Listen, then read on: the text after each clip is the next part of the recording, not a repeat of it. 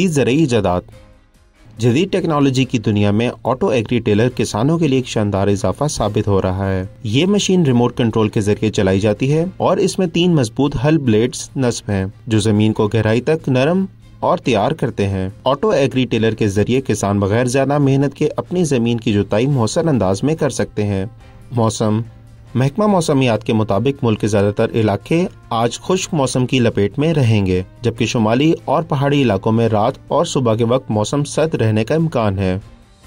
पाकिस्तान के दीगर शहरों में अगले हफ्ते के मुमकिन दर्जा हरारत ये रहने के इम्कान है।